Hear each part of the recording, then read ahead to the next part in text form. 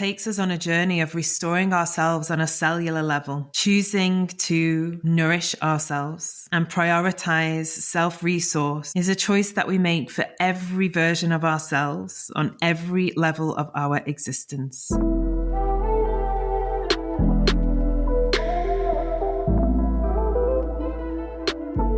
Welcome to the Embodied Woman podcast with me, Rebecca Wilson. An embodied experiential space for you to drop deep into the wealth of wisdom within your being and activate a fuller, richer you. I am a feminine awakener, thought leader, embodied business doula, sacred business midwife, healer, and all-round medicine woman. I am here to guide women deeper into their essence and power, to activate their life force, awaken pleasure, and support them to live an embodied life. I will help you birth your visions, dreams, creations, desires, and sacred business into the world from an easeful, embodied, and rooted place within. My work supports women to become more available for life, love, relationship, connection, creation, pleasure, and wealth. I will activate you into self-leadership and self-mastery to truly live an embodied and awakened life. Welcome on the journey, my love.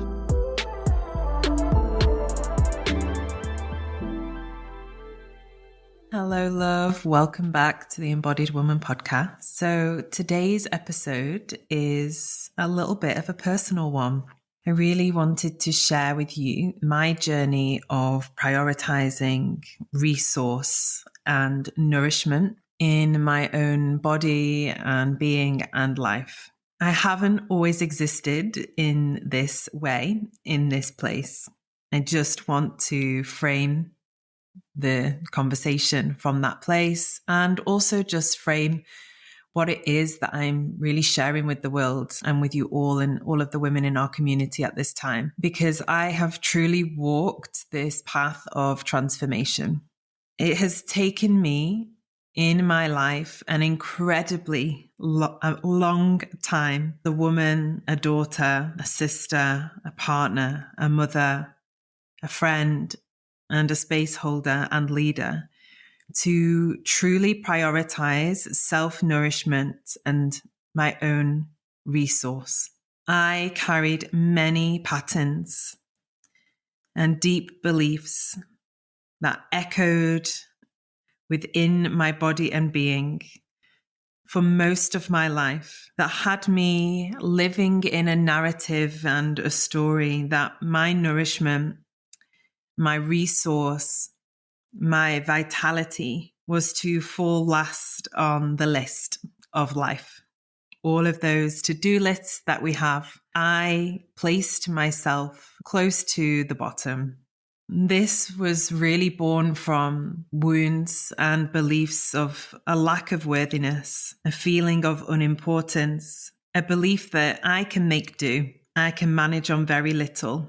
It's not a priority. I'm not a priority. Everything else or anything else that's happening outside of me is more of a priority than my needs in that moment.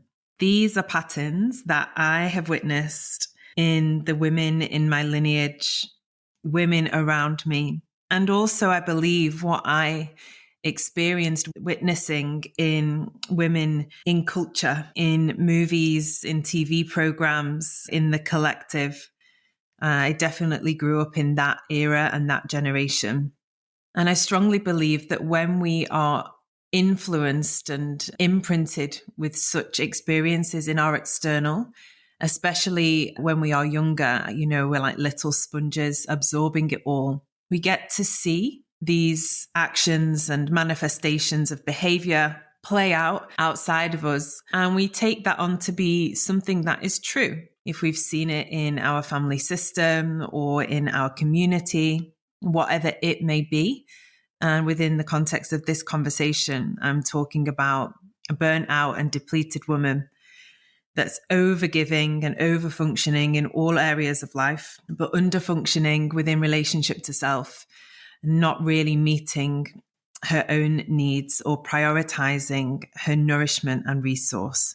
I existed in these patterns of self-depletion in the name of love, in the name of service. Now, that is really big for me to share.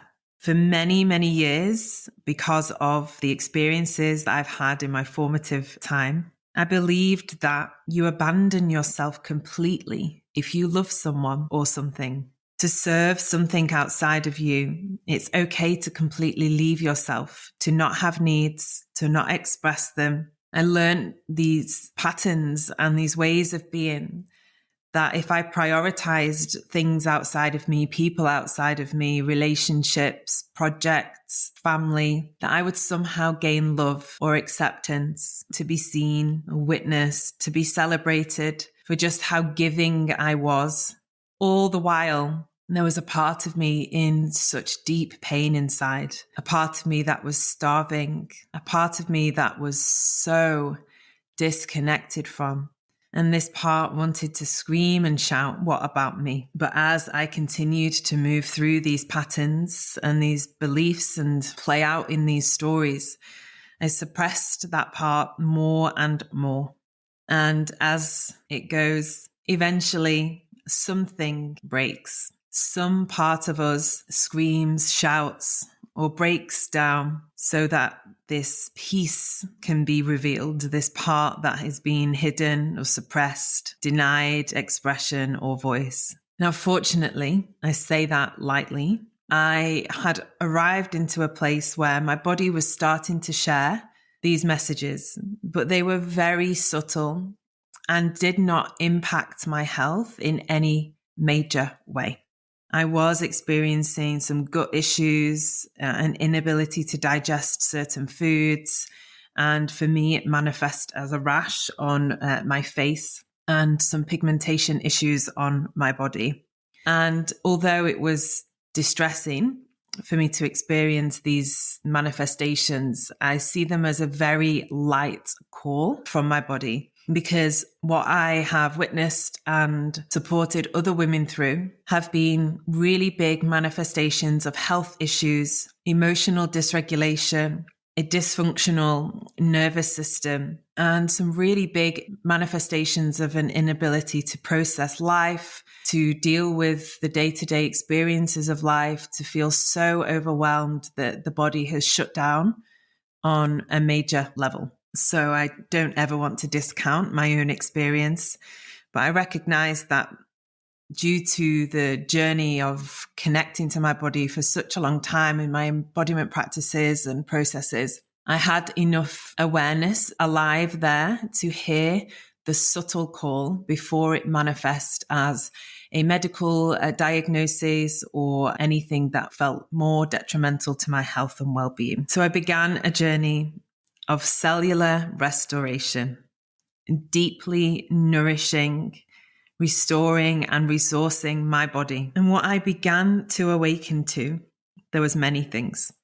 But I awoke, first of all, through this cellular restoration within my body, into this realization that these beliefs and stories that I'd been holding onto kept me small. They kept me suppressed. They kept me locked into patterns of being unable to receive, fear of expressing myself and my needs, getting by with very little nourishment in all aspects of life. And this belief of unworthiness was so strong. This belief that I needed that, but not as much as everybody else. So I was okay to make do. And I noticed how holding on to that belief and that story was suppressing my ability to share myself with others in a true and authentic way.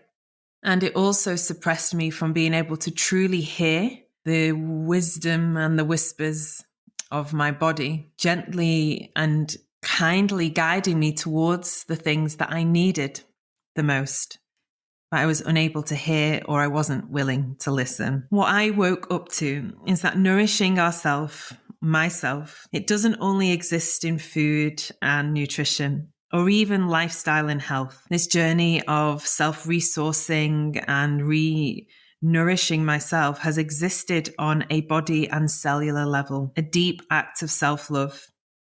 It's had me holding and expressing stronger and firmer boundaries, learning how to embody my no fully, and also find my true and full yes. There has been a beautiful journey of opening and awakening the true voicing of my needs with clarity and discernment, allowing myself to feel my desires and then to open and truly receive all of the blessings and the nurture and the nourishment that life has been pouring onto me. All of this has supported a softening into my body and an opening to greater love and joy and pleasure and connection. Healing our patterns and wounds is also a form of self-nourishment. It also guides us on a journey of healing generational wounds, the wounds in our feminine lineage, wounds of lack that have lived in the body and the mind. And it takes us on a journey of restoring ourselves on a cellular level, choosing to nourish ourselves and prioritize self-resource is a choice that we make for every version of ourselves on every level of our existence. It truly is a journey of self-responsibility, because along this journey, what I recognized was the part of me that was tapped in or hooked into these beliefs and thoughts was a very young part. It was a part that had got frozen in time, had found a particular strategy that worked, that formed some kind of connection or feeling of safety within the lack of prioritizing of the self. And that part got stuck. And it continued to run the show, create this movie of my life from behind the scenes, from within the unconscious. The present day adult version of myself didn't really believe all of these things, but the younger part was so sure that they were so true. And she was gripping onto them really tightly, because it's all she knew. Turning towards that younger part with great compassion and love has been an act of resource and nourishment in itself. Holding that part and allowing her all of her feelings, all of the confusion and the upset to be processed and worked through, so that part can unfreeze and unlock and unblock and integrate through the timelines into the present moment. It has been a profound journey of maturation for me, moving out of parts that were stuck in a little girl or a wounded maiden and stepping more fully into an adult, a woman, a mother, embodied and resourced. No longer was that part seeking for someone to save her by continuing to be undernourished and lacking resource. Through this healing and integration and maturation process, the present day adult version of myself, the embodied woman that is here now, is able to step fully into full radical responsibility for myself and my needs. And within that, beautiful, magical unfoldings happen within us. They definitely have happened within myself. And I've had the privilege of witnessing it in some women who I have been guiding along this journey recently too. When we take this journey of integrating young or old wounded parts of ourselves, we become more available in the present moment for the life we are inhabiting and living in now. And the more available we are for that life, the more that life pours into us and we are able to receive the fullness of it. So here are some of the ways that I have been nourishing and resourcing myself. I've been eating a breakfast every day, which was very new for me, as I existed historically in a state of fasting, which I recognized I was addicted to because it initiated a state of survival in my nervous system that I was very familiar with and therefore comfortable in. So I've decided, this was some time ago, but I decided to start eating breakfast. And I made that breakfast high in protein and fat, which has supported my blood sugar. It set me up for the day. And I began to notice quite quickly how it supported me to cultivate safety in my body. I have been remineralizing my water. So I filter my water to take out all of the impurities. And then I remineralize it. And this supports the water to become more hydrating and mineral rich so that my body has been able to absorb and receive the hydration on a cellular level. I have been making myself mineral elixirs and adrenal cocktails daily. The adrenal cocktails are part of the root cause protocol, which is a protocol that I guide women in my one-to-one mentorships through, and also women who will be joining the Embodied Woman Mastermind and Mentorship in 2024. This supports additional minerals for the body, boosts energy reservoirs, and also nourishes and nurtures the adrenal gland, which I recognized mine were in a state of fatigue and slight burnout because I had been existing in this fearful survival state for quite some time. I balanced all of my meals with protein, fats, and carbs so that my body was getting all of the sustenance and nourishment that it needs. This allowed me to feel satiated by my meals.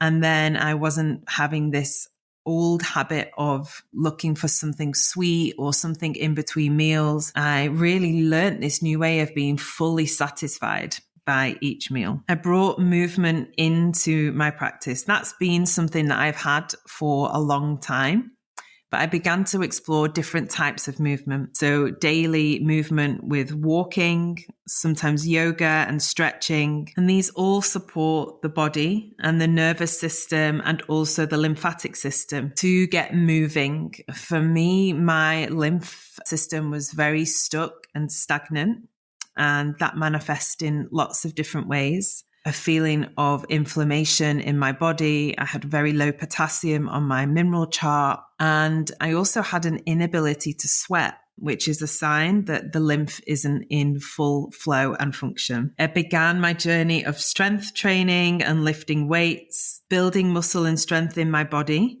so that I'm better able to metabolize food and therefore create energy. The more muscle we have in our body, the more energy we are able to burn.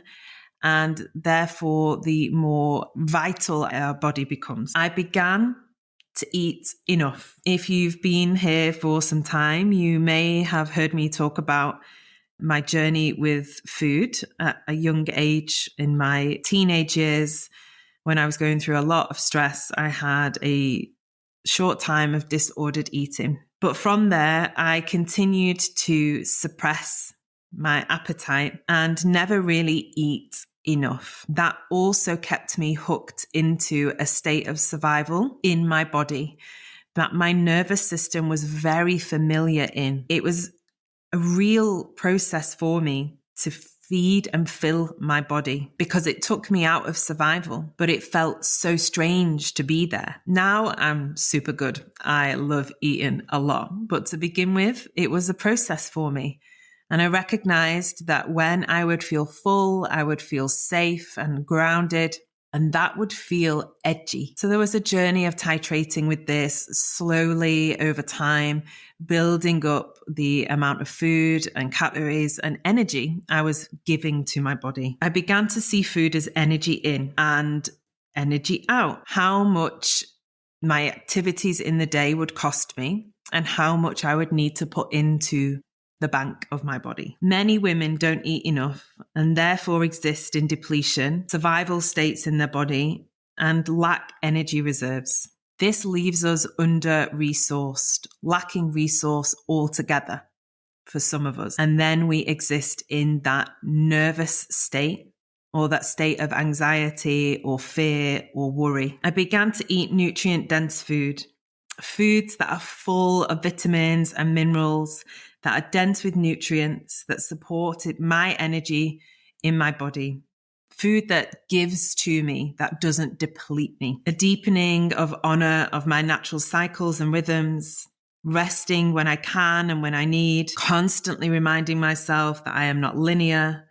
Women operate better when we're in connection to our cyclical rhythm. And anytime I could find myself in that linear force or push, kindly unhooking myself from that conditioning, and rewriting the script for myself. Gifting myself every morning some morning sunlight on my face and in my eyes.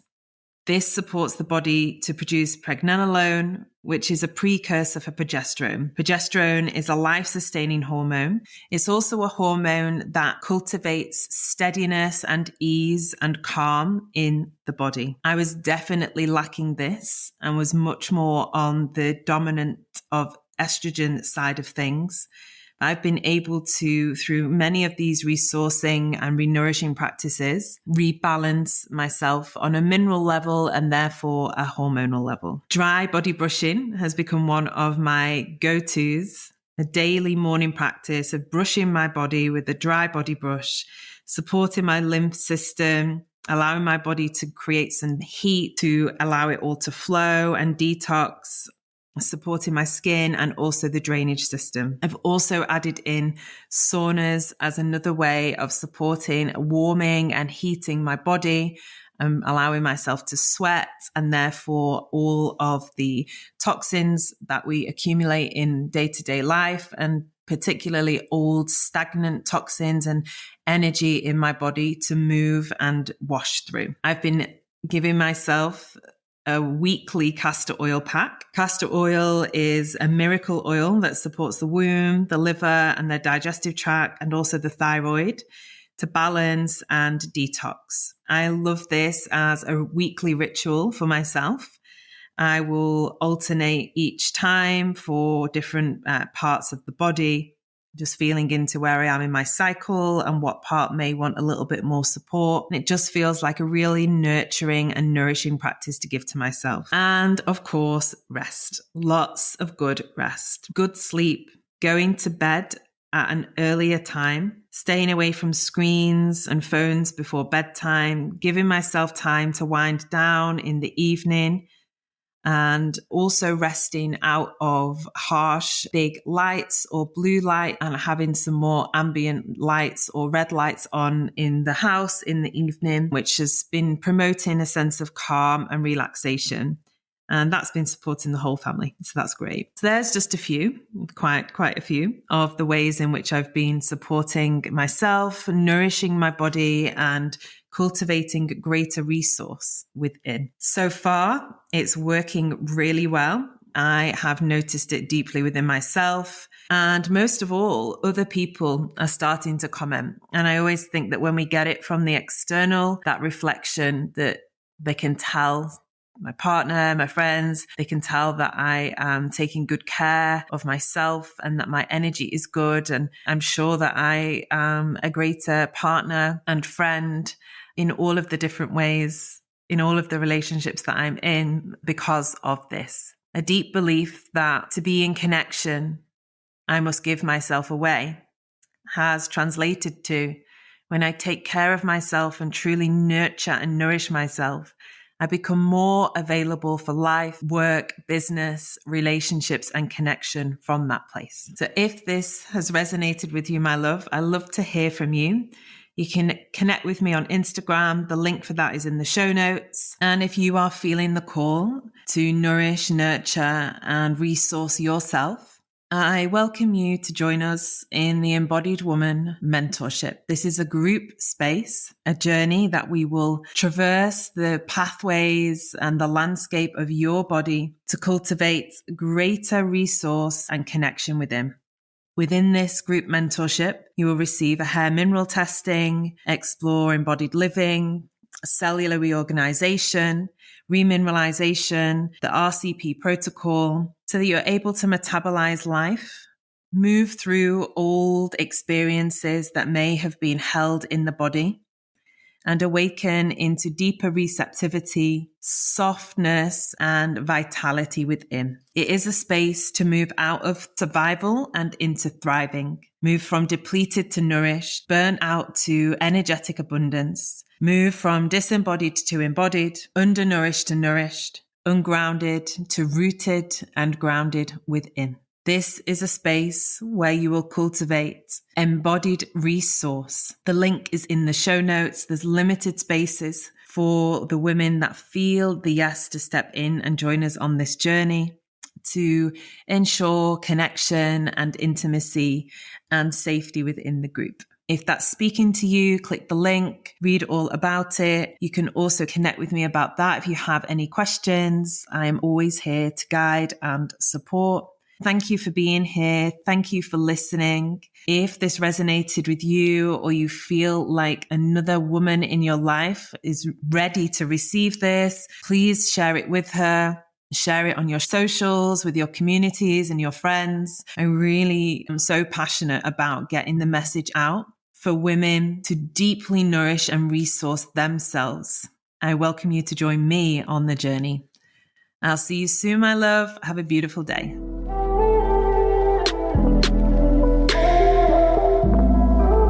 Thank you for joining me on this journey today. If you loved this musing and sharing, I would love for you to share this episode far and wide. You can arrive into all of my offerings at rebecca-wilson.com. Links to dive deeper with me are in the episode notes. Remember, my love, you are here to be the fullest, most potent, powerful, embodied version of you. I am here to guide you into that.